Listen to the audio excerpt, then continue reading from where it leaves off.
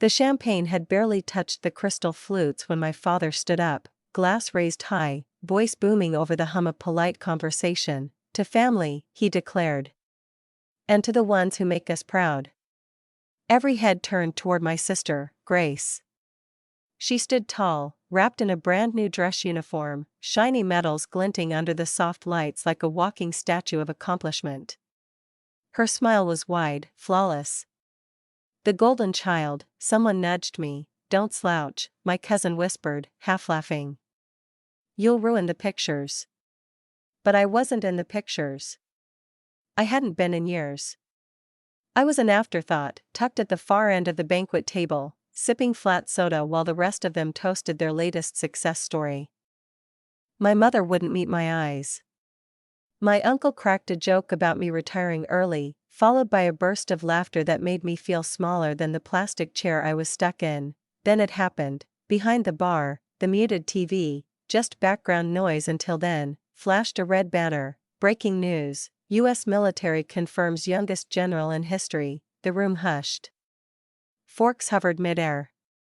Wine stopped mid-pour, and there it was, my photo filling the screen. Me, in full uniform. Ribbons. Stars. Name tag crisp. Below it, the crawl read, "Major General Ava Winters, lead strategist in global AI strike." No one said a word. Grace's smile didn't even get the chance to fade. It shattered. My father's hand trembled. His wine spilled onto the white linen. My mother blinked like she'd seen a ghost. And me? I didn't move. I didn't say a thing, because they didn't clap when I needed them. Now? Now they didn't even remember how. "Before I tell you everything, I just want to know you're here with me. Just drop a listening in the comments. Or tell me where you're from. You wouldn't believe how much that matters sometimes. How even one person listening can make all the difference. If this hits home, don't forget to subscribe. Thank you." Now, here's my story. I hadn't been back to Kansas in almost a decade, 9 years, to be exact. And if it hadn't been for the so-called celebration, I wouldn't have come back at all. But Ryan's son, my cousin's golden boy, just landed a full ride to Yale. So of course the family threw a backyard bash like he'd discovered fire. Big white tents stretched across the pasture behind Uncle Mitch's barn. Red and white checkered tablecloths. The smell of charcoal. Laughter too loud to be real. I showed up in jeans, a plain black shirt, hair pulled back tight. No uniform. No rank. Just Ava. I wasn't there to make a statement. I was there to blend in. As soon as I stepped onto the grass, the jabs started. "Well, look who it is," someone muttered. "The wandering soldier." Another voice, halfway through a rib, "Didn't you drop out of college to go play G.I. Jane?" A third one, "Still hauling trucks for the army, or did they let you go yet?" I smiled. But it wasn't a warm smile. It was the kind you give during an interview with a journalist you don't trust. Or when a civilian thinks war's just Call of Duty with better graphics. They didn't know. Couldn't know, that I'd served under blackout clearance. That my name was never listed. That I wasn't just some grunt. I'd written strike plans that never made the headlines but changed the outcomes of conflicts. But to them, I was still the dropout cousin. Aunt Lorraine handed me a paper plate like a consolation prize and pointed to the fold-out table near the fence. I sat. Quiet. Out of the way. Sipping off-brand cola from a white Solo cup while the important family clinked champagne under the big tent. No one noticed. Then Ryan took the mic. He was wearing a West Point blazer like a badge of royalty. Voice thick with pride, eyes glossy with stage presence. "I've always believed in service," he said. "I've admired the military my whole life. Some folks in our family tried it." He paused. And that pause, it sliced deeper than any bullet. But I want to do more. I want to make a real difference. The applause rolled like thunder. People clapped like he'd stormed Normandy. The fact that he'd never seen combat never mattered. A little boy, I think, wandered over to me. Blinking up with those big curious eyes only kids have. Are you not working anymore? He asked. I gave him that same careful smile. The one I used in debriefings after Black Ops missions overseas. I'm still working, I said. Just not where people can see. Later, while helping clean up, I noticed something strange in the living room. A photo was missing, the one of me in uniform, my first year at Fort Bragg. It used to sit front and center on the mantle. In its place now? A framed shot of Ryan's induction at West Point. I asked my mom, voice low. Where's my picture? She didn't look at me. Oh. It got dusty. Thought I'd put it away. Where? She shrugged. In a drawer. Somewhere. Somewhere, just like me, my chest tightened. A memory cut through like glass, my last day home, right before deployment. My dad had looked me dead in the eye and said, "Guns are for men, Ava. You're tearing this family apart." That was the day I stopped writing home. As the sun dipped below the fields and the last paper plate was cleared, I walked out. No one called after me. No one asked where I was going. The laughter kept rolling behind me like it never even noticed I'd left. I stopped at the edge of the pasture. Watched the tent glow like some distant bonfire I couldn't touch. The wind tugged at my hair. I whispered to the night, "They think I disappeared." Shame, I'd just been working somewhere above their clearance level. Let them toast to borrowed valor. Let them polish Ryan's medals like they were earned. Because the truth, the real war never starts with a gunshot. Sometimes, it starts right in your own backyard. The gravel crunched beneath my boots as I stepped into the parking lot of the apartment I'd been renting under an alias. 3rd floor. No elevator. No decorations. Just bare white walls, one bed, a desk, and a government-issue laptop humming quietly on the table like it knew secrets no one else did. No family photos. No keepsakes. No plants. I dropped my keys on the counter and pulled up the loose floorboard, revealing a small steel box I hadn't touched in months. Inside, a scorched ball cap with a faded eagle emblem, a bent shard of shrapnel the size of a dog tag, and a charred insignia pin, half melted, the words "No man left behind" barely legible. I sat down, fired up the laptop. Watched the encryption program spin and dance across the screen. A ballet of locked tunnels and passphrases built to hide things the world wasn't ready to know. While it loaded, my eyes drifted back to that steel box. "Never put your name on the wall," the message said. "But you saved those kids. You're still breathing. That's the win. You don't get medals for choices like that. Just scars." I stared at those words. Let them sink in. I picked up the melted badge from the steel box. It was the only thing that survived the explosion that night. I'd shoved it in my pocket with bloodied gloves before carrying out the last unconscious engineer. No man left behind, not even the ones command wished would disappear. On impulse, I logged into one of those old, dusty military forums, buried deep in the darknet. The kind that attracts both veterans and armchair patriots. I typed my name into the search bar. The threads lit up instantly. Officer goes rogue in Hawkeye Black. Delta Unit's disgrace. Unofficial court-martial, Major AW. The comments were brutal. She blew the op, should have been dishonorably discharged. Too reckless. Too emotional. Classic. Most of them referenced a supposed insider source, MJR Delta. I had no idea who that was. But they knew me, and they wanted everyone to believe I was the reason the mission went sideways. That I was unstable. A liability, which was odd. Because Operation Hawkeye Black? Officially, it never even existed. Someone was leaking details. Leaking lies. And doing it anonymously, from within. I didn't sleep that night, I just sat there. The laptop's blue glow casting long shadows across the room. The steel box opened beside me. I wasn't angry, not exactly. I was clear, if they'd wanted to bury me, they should have finished the job, because ghosts don't disappear. They haunt. The next morning, I made the mistake of turning on the TV. I was stirring burnt coffee in a chipped mug when I heard the voice. I looked up, and there he was, Ryan, sitting on a sleek studio couch like he belonged there, flashing that same smile he used when he was a kid lying about breaking the porch swing. The host leaned in. "You're being called the face of the new military. How does that feel?" Ryan's smile deepened. "It's an honor," he said. "Serving near the Caucasus Mountains, we got intel that civilians were in danger. Hostages. No backup. I broke protocol and led my team in."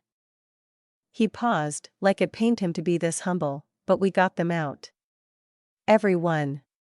Applause, big, loud, emotional, every detail of that story, my story, he told as if it were his own. The snowy mountain pass. The miscounted hostages. The split unit. The flares. The evac, all of it, mine, and somehow, he had access to specifics only someone on the ground could have known. Only someone with clearance. He was wearing my bravery like a suit that fit better on TV. I stood in my apartment, frozen. Numb. He was the hero, I was the ghost. I called my mom. "Did you see Ryan on the show this morning?" I asked. No small talk. "Oh, yes," she said gently.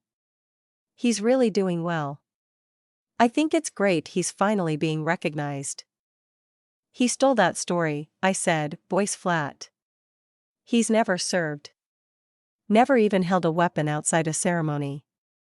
Silence. Then, carefully, she said, "You've always kept so much to yourself, Ava. People can only be proud of what they understand." "I tried telling you," I said. "You didn't want to hear it." Another pause. I didn't wait for more.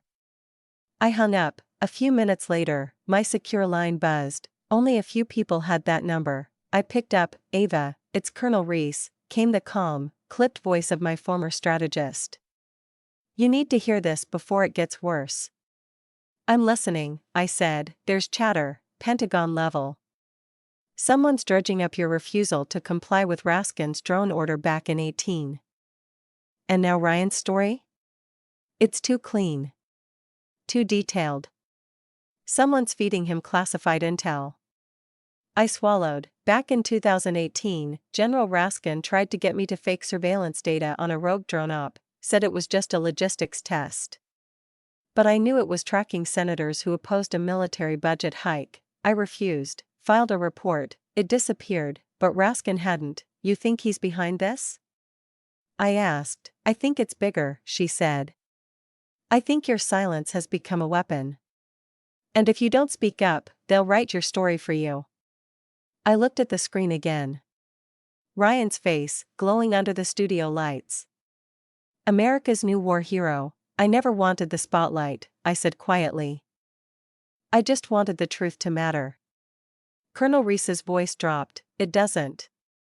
Not anymore."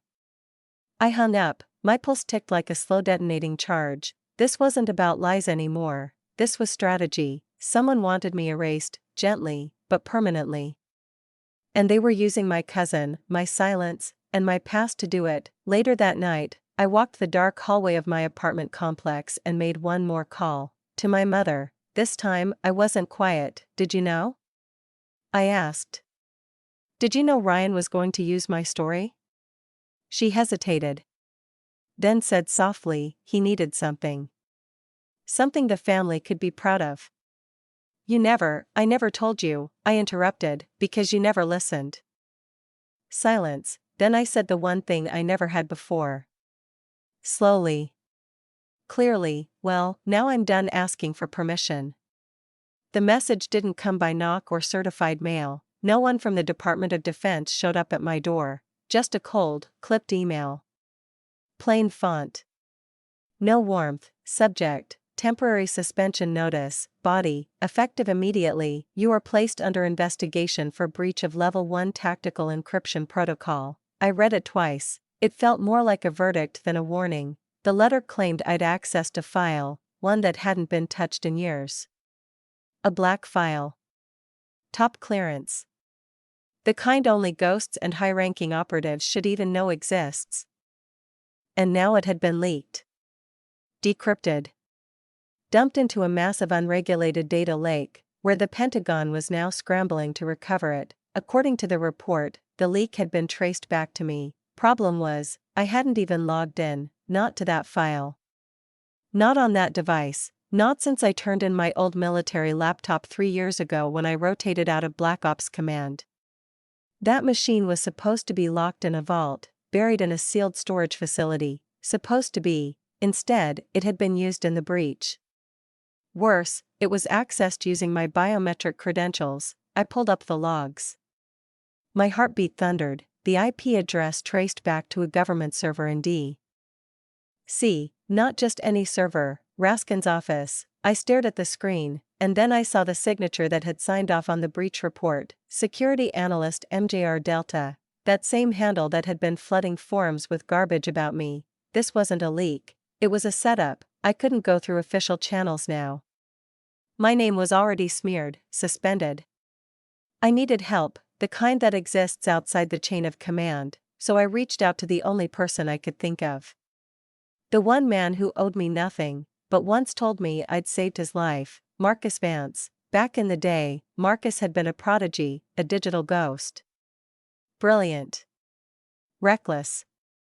Nearly court-martialed after being accused of tampering with satellite intel during a live op. Everyone turned their backs on him, except me. I vouched for him. Stuck my neck out, and he remembered. I sent him one word, now. 10 minutes later, he replied, knew you'd come knocking again eventually.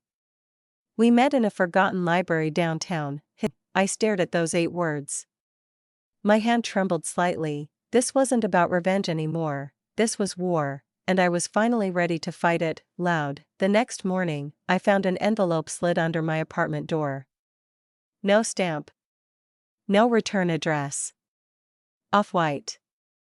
Worn at the edges, I opened it. Inside was a single sheet of paper, yellowed slightly.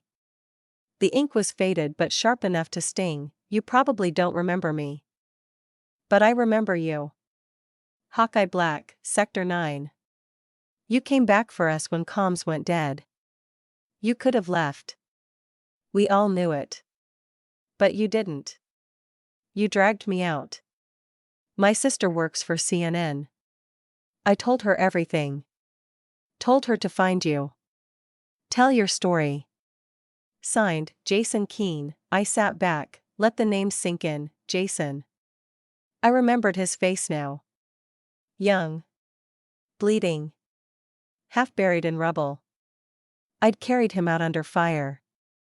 He'd clung to life like it owed him something. Less than 2 hours later, the knock came. Sarah Keene wasn't what I expected. She didn't have the frantic look of a reporter chasing clicks. No plastic smile. Just quiet focus, like someone who'd already seen enough to stop being surprised by anything. She didn't ask me if I wanted revenge, she didn't ask if I'd been wronged, she asked one thing: if I told your story, not for ratings, not for headlines, but for truth, would you let it be heard? I looked at her for a long moment. If you're willing to bleed for the truth the way some of us bled in silence, I said, then yes. While Sarah began her research, Marcus stayed in the shadows, scanning traffic logs and breach patterns. Then he found something. Someone had accessed private records, my family's. Medical appointments. Security logs. Motion sensors on my parents' house, nothing stolen, just watched, tracked. I can't trace the full route, Marcus said. The signal bounces everywhere. But the origin point is Capitol Hill. Somebody up there is watching everything. They're not just trying to discredit me, I said quietly. No, he agreed. They're trying to scare you. Too late. Sarah didn't back down, she verified everything. Piece by piece. Cross-sourced with classified data that even Marcus admitted was airtight. 1. I'd commanded Operation Hawkeye Black. 2. I'd refused to cooperate with an illegal drone initiative. 3. I was the target of an orchestrated smear campaign, designed to silence and erase. The night CNN aired the first segment, I told no one, I sat alone. Lights off. Laptop screen flickering, the anchor's voice rang out, she was dismissed by her family. Discarded by her command, and erased by a system that feared what she knew. But the truth speaks louder than silence. I didn't cry, I didn't smile, I just whispered to the screen, I never needed applause. I just needed someone willing to listen. The morning after the broadcast, I packed a single duffel bag, locked the apartment behind me, and headed west, back toward Kansas, back toward the one place I'd avoided for nearly a decade, home, not because I expected forgiveness or parades, I knew better, but because I still believed in facing ghosts while they still had faces. Halfway down the old gravel road that sliced through our family's land, I saw it, thick, black smoke rising over the horizon. I slammed the brakes. Tires skidded across the dust. I jumped out of the car and sprinted toward the source, the barn. Flames tore through the old hay storage and licked up the side of the outer shed.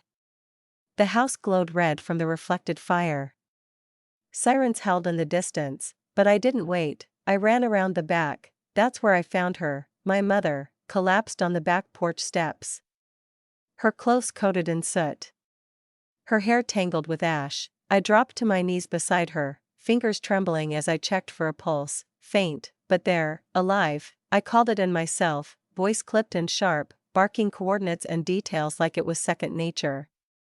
The paramedics arrived within minutes. They stabilized her. Oxygen mask. 4. She never opened her eyes. I stood back as they loaded her into the ambulance. My father appeared from the side yard. Ash clung to his clothes like grief. His eyes weren't red from tears, but from fury. You just had to open your damn mouth, didn't you? He spat. We didn't need your honor, Ava. We needed peace. A quiet life. You brought this. I didn't answer, not yet. His words weren't coming from logic. They were leaking from fear. Later that night, Marcus called. His voice was different, tight. Urgent, someone broke into your family's security system, he said. Used a remote relay. Took me hours to trace the access. Who was it?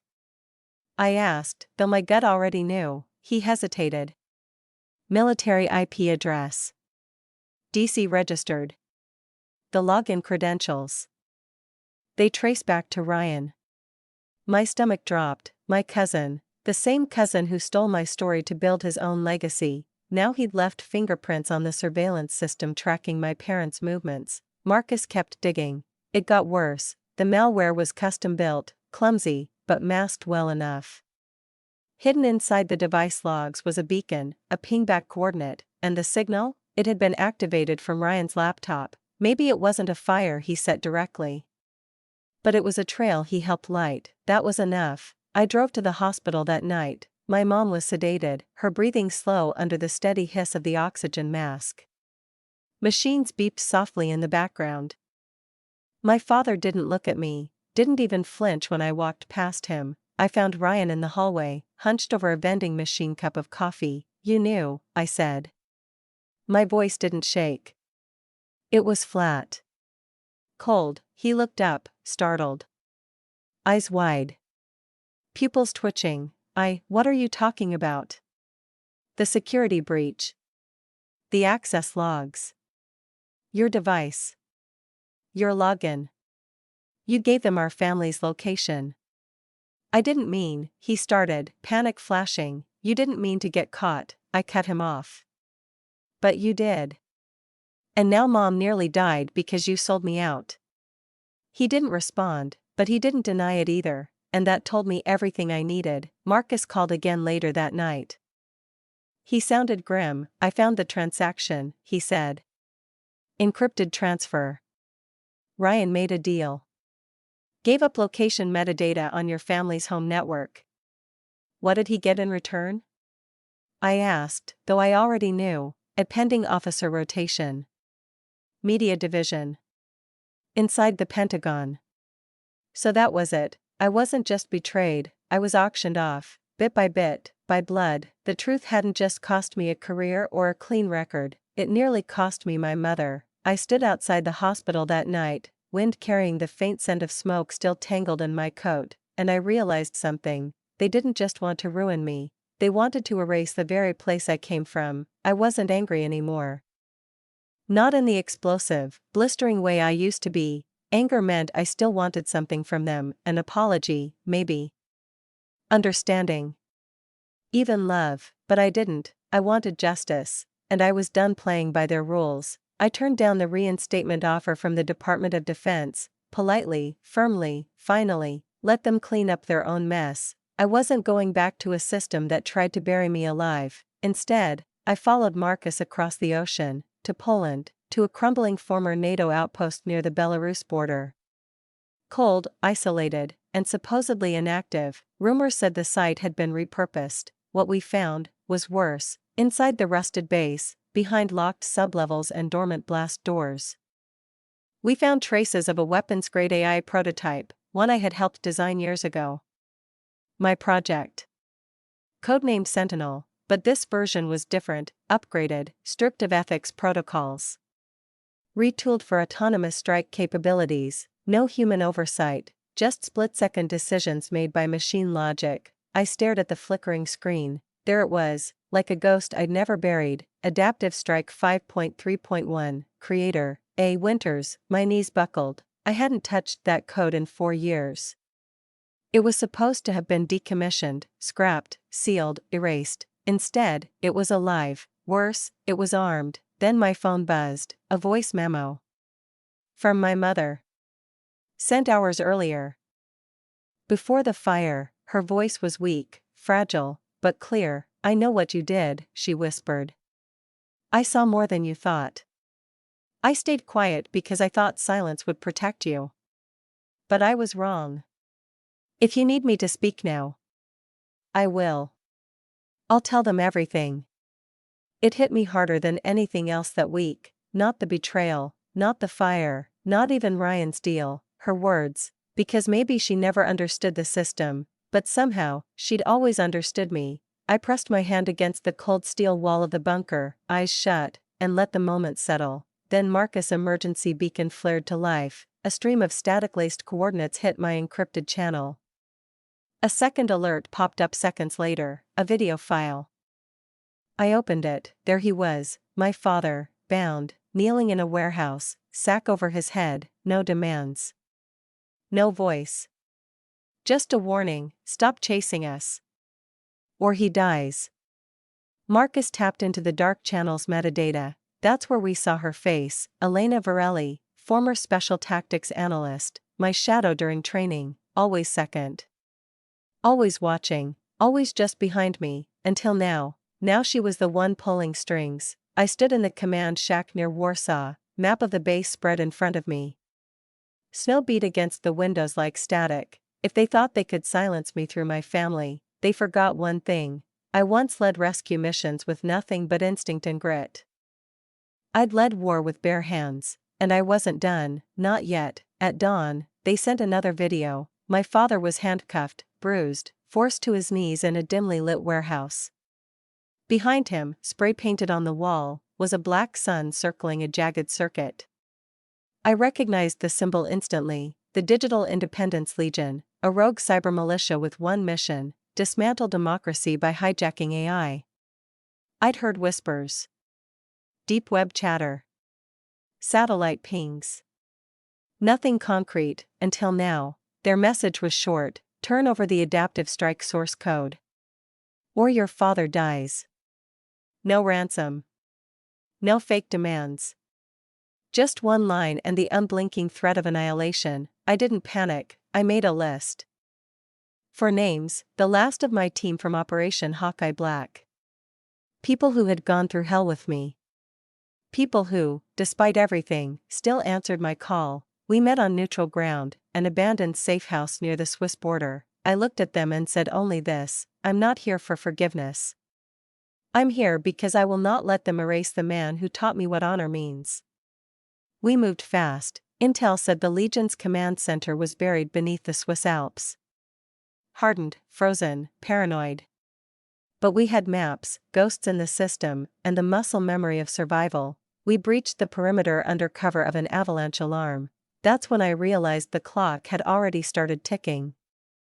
The AI was live, fully armed, autonomous, and synced to initiate a satellite-linked strike sequence in 56 minutes. Once triggered, it wouldn't stop. No pause. No override.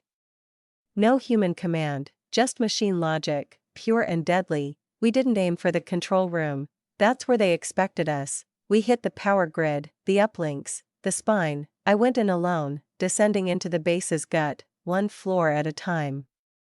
Rusted ladders. Broken security lights. Pipes leaking steam like veins bleeding out. In the lowest chamber, behind a sealed titanium blast door, I found her, Elena Varelli, all black, her sleeves threaded with fiber optic strands like glowing veins. "I was your shadow," she said. But I grew tired of kneeling in the dark. "You wanted their awe," I said. "I wanted their safety." She laughed, cold and sharp. "You were the hero," she spat. "And people loved you for it." I had to fight for scraps. She lunged. We didn't draw guns, just fists. Elbows. Bone and instinct. A knife flashed. I felt it pierce below my ribs, searing, burning. I staggered back, but I'd come prepared. I ripped the knife out and plunged it, not into her, but into the conduit behind her. Electric sparks exploded, the lights stuttered, the AI's countdown flickered, then halted. My team surged in, weapons drawn. Elena tried to run. They took her down, hard. I stumbled over to my father. His lips were blue. Skin pale. Too long under whatever sedative they'd used, but he was alive, his eyes opened just long enough to lock onto mine. "You're not like your mother," he whispered. "You're stronger than all of us." And I was wrong. Then his hand slipped from mine. Outside, the snow was falling like ash. I walked out of that facility alone, my coat soaked in blood, the wind howling through the mountain pass like a funeral song. No applause, no medal, just silence, and survival. Within hours, the encrypted data from the Legion's servers had been leaked to CNN, to the Department of Defense, and to Congress. Headlines broke by morning. Illegal AI network dismantled, EX tactical analyst behind global strike plot. Elena's face was everywhere. The woman who once followed in my shadow now exposed in the harsh spotlight of justice. I was summoned to testify before Congress, but this time I wasn't on trial. This time I was the truth. I didn't wear a uniform, just a white button-up. Hair tied back. Shoulders square. I looked every senator in the eye and said, "I'm not here to reclaim power. I'm here to remind you that when silence is weaponized, it becomes the most dangerous enemy in the military." Then, another name surfaced, one I had nearly buried, Ryan. Investigators traced system breaches and internal file access back to his credentials. The same ones used to leak the code. Used to smear me. Used to sell our family's safety for his own ambition. He wasn't arrested. But he was stripped of rank, expelled, conduct unbecoming. Breach of ethical security protocol. He found me after the hearing. No uniform, no smirk, just tears at the corners of his eyes. "I didn't want it to go this far," he whispered. I just wanted to be seen. I didn't think I'd lose Uncle Paul. I didn't scream, didn't cry, didn't comfort. I looked at him with the kind of hollow clarity only betrayal can leave behind. "Forgiveness is a privilege," I said. "You haven't earned it." Then I walked away. 2 days later, my phone rang. I almost didn't answer, but when I did, a familiar voice spoke. The President of the United States. He thanked me. Called my actions critical to national security.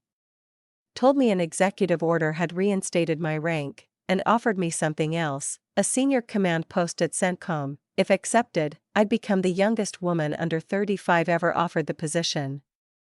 I said no. At the press conference, I stood behind a dozen microphones, the reporters buzzing like hornets. "I don't need a seat to prove I belong," I said. "I need to make sure no one else pays the price of silence like I did." Then I went home, for real, back to Kansas, back to the fields and wide skies. I founded something new, the Winters Institute for Strategic Ethics, a center dedicated to training young officers in ethical decision-making, AI accountability, and combat planning that puts humanity first, we partnered with veterans, civilians, international donors. We built a curriculum from scars. In our main hall, above the chalkboard, I hung a single photo, not of me, but of my father, standing under the old oak in our backyard, his hand resting on the fence post, looking out at the horizon. Below it, a simple inscription: "No one is born knowing honor, but everyone has the right to choose it." Fall came gently that year, cool mornings, crisp air, leaves rustling outside the windows of the Texas International Academy for Applied Ethics, our new sister campus. I stepped into the lecture hall wearing a gray suit and the same worn boots I'd kept from deployment. No one clapped when I walked in. That's how I liked it. I wasn't a general anymore, not a scandal, not a ghost, just a teacher. In the third row, I spotted her, my mother. Her cheeks fuller now, her posture calm. She sat with quiet pride, watching without judgment. I stepped to the front of the class. "I used to think I needed victory to prove I was worthy," I said, "but I've learned something else. Sometimes, just living by your truth? That's the victory." A student raised his hand. "Do you regret not forgiving Ryan?" I smiled, just barely. "Forgiveness isn't something I owe," I said. "But I always hope people learn from the damage they cause." Then I turned, picked up a piece of chalk, and wrote on the board, "No applause needed. Just live true." Weeks later, a student uploaded the lecture to YouTube. They didn't expect it to go viral, but it did. Millions of views, thousands of comments, soldiers, civilians, parents, kids, all echoing the same thing: "She spoke the truth we forgot we needed." The final scene I remember best: the sun dipping low behind the lecture hall, students lingering, faces lit with purpose, conversation sparking like embers, and me, just watching. No applause, no stage lights, just the quiet certainty that truth, spoken bravely, still has power, even if no one's clapping. If this story spoke to you, I'd love to hear your thoughts in the comments, and if you'd like to hear more stories like this, about truth, legacy, and rising from silence, don't forget to subscribe. Thank you for walking with me. Until next time, live true.